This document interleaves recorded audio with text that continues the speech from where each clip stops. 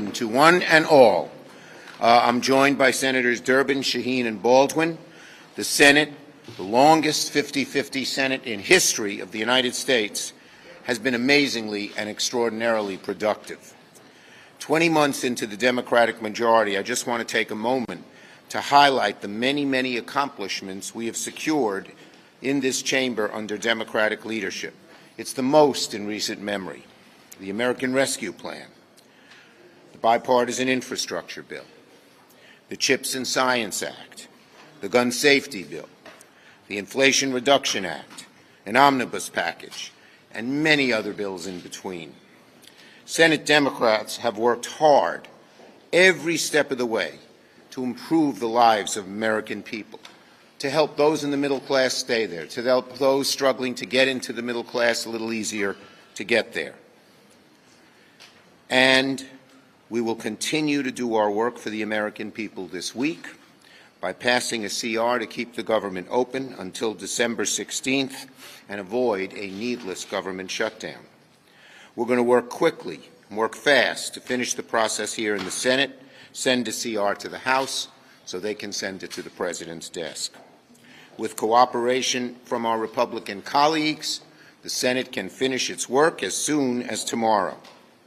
Yesterday's vote showed the CR has strong support, and I urge my colleagues on both sides of the aisle to work with us together to finish this bill quickly, since the CR contains things that many people on both sides of the aisle support.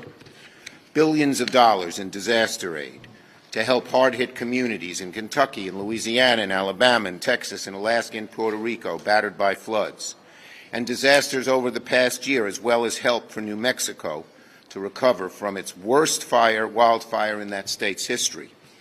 It reauthorizes FDA user use for another 5 years to prevent the slowdown of the review of life-saving drugs and medical devices so needed by so many people.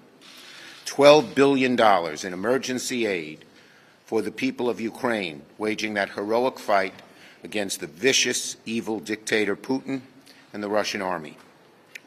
America's contributions to help the people of Ukraine has made an enormous difference in helping Ukraine defend itself, and Joe Biden's done a fabulous job there and deserves a whole lot of credit. The war in Ukraine is far from over, and America must continue to do all we can to help the Ukrainian people beat the brutal, nasty, vicious Putin. And one item that was a priority for me and many other senators, Jack Reed in particular, was the funding for the LIHEAP program. The CR includes $1 billion that will help Americans most at risk this winter to keep the heat on. With rising energy prices due to COVID,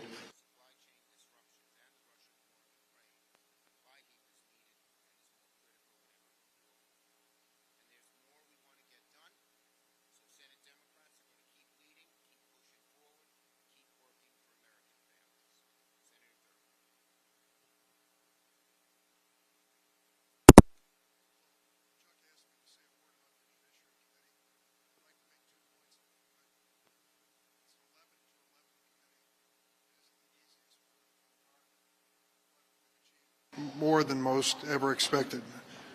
I want to first thank my Republican ranking member, Chuck Grassley. He's no pushover, and we don't always agree, but he's a forthright person whose word has been good to me, and I respect him for that.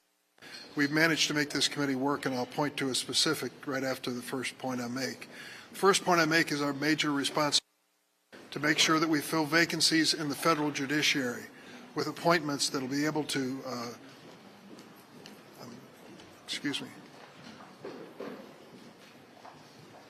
with appointments for life of men and women who will make a difference in our judiciary.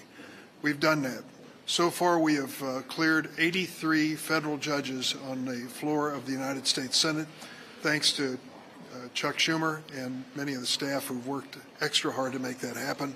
Among those, of course, was the Supreme Court Justice Ketanji Brown Jackson. We have another 19 nominees on the calendar. Some of them require an extra vote to be discharged from committee, but that will take us up to 102. We have another 12 that will be reported from the committee within the next 2 weeks, and those can be considered as soon as they come to the executive calendar. and another 25 who are under investigation and we believe have a possibility for a hearing and approval this year. This will surpass any current or recent president when it came to judicial vacancies being filled. And the important thing is not only that these are quality nominees, they are going to bring diversity to the federal courts, the likes of which America has never seen. President Biden is committed to a diverse judiciary. If you watch the women, primarily women, who come through our committee, and particularly people of color, you'll know that they're going to make a big difference in the courts that they are going to be working in. And it says an awful lot about this administration, this committee, and the Senate that we are party to that decision. The second point I want to make is much more bipartisan. There was a hearing this morning which may come as a surprise to you, but it's one that was timely and we've worked on for a long time, and that was the issue of war crimes and war criminals. We've come to learn that there are people who are guilty of war crimes who find safe haven in the United States under the current law. We want to change that once and for all. We want to make it clear to war criminals around the world that the United States will never be a safe haven for them and they are subject to prosecution in this country. And I believe we can do that. In addition, we want to make sure that our jurisdiction when it comes to war crimes is extended by extending the statute of limitations. Many of these war crime trials take a long period of time to accumulate evidence. Why is that relevant? Because it's a message to Vladimir Putin that the massacres at Bucha and Izium will not be forgotten, and the people who did it will be held accountable all the way to the top of the Kremlin. That, to me, is a standard of justice which is bipartisan. The groups in the committee that are behind these two bills on war crimes include Senator Grassley and Senator Graham and others as well. We want to send a message to the world that we still remember what happened at Nuremberg when the war criminals from World War II were held accountable. Those who are guilty of war crimes and crimes against humanity in Ukraine cannot escape the same level of judgment and scrutiny. And this bipartisan effort in the Senate Judiciary Committee attests to that fact. Thank you. Senator Shaheen. Thank you.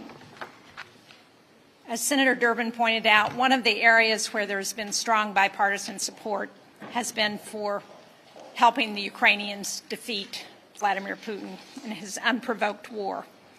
And last week, like many of my colleagues and many of you here, I had the opportunity to meet with four women members of the Ukrainian military. These women, along with their fellow citizens, have been willing to sacrifice their lives, to put everything on hold, to defend their country. And one of the comments from one of the women who was there that really struck me was they were advocating for the weapons and the support they will need to continue to wage this war. And she said to me, you know, give us the weapons so that we can fight the Russians so that you don't have to. Well, that's one of the important things in this continuing resolution. It's $12.35 billion that's included to support our allies in Ukraine, and I think we saw in the strong vote to move to the continuing resolution that bipartisan support for the Ukrainians. I'm also happy to announce that the agreement includes additional funds to support the ongoing resettlement of Afghans across the United States. There are more than 76,000 Afghans who the United States evacuated last August. This bill continues refugee benefits for them. For those who have been granted parole, it provides the same benefits to Afghans resettled in the U.S. in the coming months as to those who have been resettled here last year as part of Operation Allies Welcome. And just to add to that, I just released to the caucus a report on the Afghan Special Immigrant Visa Program and what we need to do to look at that program long term and fix some of the challenges that we've had so we can make sure that those Afghans who stood with our men and women soldiers in Afghanistan are brought to the United States, that they can come here with their families when they're threatened and live in peace. So I hope that all of you will take a look at that report. I hope we will have after the continuing resolution, as we look in the next Congress, the opportunity to introduce legislation to try and help make that program work the way it's supposed to. Thank you. Senator Baldwin. Senator Baldwin. Here, you can. Yes, the report. It's a very good report. Very Yeah. good. Read it. Well, like my colleagues have discussed, Senate Democrats are not only working to deliver results for the American people, we are making it clear who is on their side and who is not. This CR is important to my home state of Wisconsin in many ways, but I want to highlight one thing in particular because my Senate colleague from Wisconsin last night voted against moving forward to fund the government, keep the government open, and avoid a needless government shutdown. When we fund the government, we are keeping our promise to seniors who rely on the guaranteed benefits of Medicare and Social Security. People in Wisconsin work hard, and they have earned the health care and retirement security that Medicare and Social Security provide. Senate Republicans, like my counterpart from Wisconsin, have proposed sunsetting, cutting, and putting Medicare and Social Security on the chopping block with every budget every year. Senate Democrats will not let this happen because we are on the side of the American people in protecting these earned benefits. This is part of a larger, clear contrast between Democrats and Republicans. Without any Republican support, Democrats passed the Inflation Reduction Act and gave Medicare the power to negotiate lower prescription drug prices for seniors and capped their out-of-pocket health care costs in the Medicare program. It doesn't stop there when it comes to health care, including reproductive health care. In my home state, Republicans enabled and continue to support taking women back to 1849. Yes, you heard me, 1849, and keeping them there without the right and freedom to make their own personal choices about their body, their health, and their family. In Wisconsin, doctors and nurses can be prosecuted. For victims of rape or incest, the health and their rights have been taken away. The abortion ban in Wisconsin that Senator Johnson supports is threatening the health and safety of women across my state with delayed and denied care. Let me just close by saying, whether it's Medicare, Social Security, health care, prescription drugs, reproductive health care, we are making it clear to the American people who is on their side and who isn't. And now questions? Yes. Senator, on the schedule for October, how likely is it that you all don't come back to allow your members more time to campaign in your home state? The floor schedule I've outlined hasn't changed. Yes.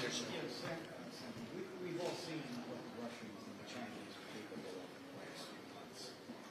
How strong a signal do you think that the NDAA, as it's written today, sends to Moscow? Well, look, we have sent tremendously strong signals. The CR that we're voting on in today or tomorrow will have another $12.7 billion to help Ukraine. We believe that the Americans supplying weapons and other things to Ukraine has helped turn the tide, and we're going to keep supporting them in every way we can. Yes. Senator, it's been almost 2 years since Democrats retook the majority and the border crisis continues to get worse. Why have there been no markups in the Judiciary Committee on any bipartisan immigration reform? Look, as everybody knows, the reason we haven't had bipartisan immigration reform is Republicans don't want to do immigration reform. That's been true all the way through, even on something as simple as DACA, which has the overwhelming support of the American people. Republicans are blocking it. Senator Durbin has worked long and hard to try and get Republicans to come together on immigration reform, and they're not for doing it. Yes. Did you miscalculate when, for, as you put it, 2 weeks and 1 day, that you insisted that the Manchin provision would be in the CR and it would pass after what happened yesterday? I kept my commitment to Senator Manchin, and look who blocked it, the Republicans. My commitment was Democrats. We had good Democratic unity. Senator Manchin, and he will be the first to admit this, and you saw it in his speech, was supposed to get wanted to get and thought he could get on permitting reform the requisite number of Republicans to get 60. He didn't. That's where it's at. Leader McConnell said at the start of the week that Kirsten Sinema is the most effective first-term senator he's seen in his career. She's bucked the Democratic leadership at times. Will you endorse her in her primary? Should she run in 2024? Look, the bottom line is that Senator McConnell said, I was very effective when I was there as well. Senator Sinema has done a good job on a whole lot of different issues. Yes. Do you anticipate having to take up any type of emergency supplemental to deal with these hurricanes, Hurricane Ian or Fiona? Well, we'll have to wait and see, but Democrats have always been willing to expand emergency supplementals. We have about, which we put in previous bills, $15 billion in the FEMA fund. If we need more, my view, we have to do it. Last one. With protests in Iran spreading, it's been 2 weeks. What started as women protesting for hijab has spread throughout the country.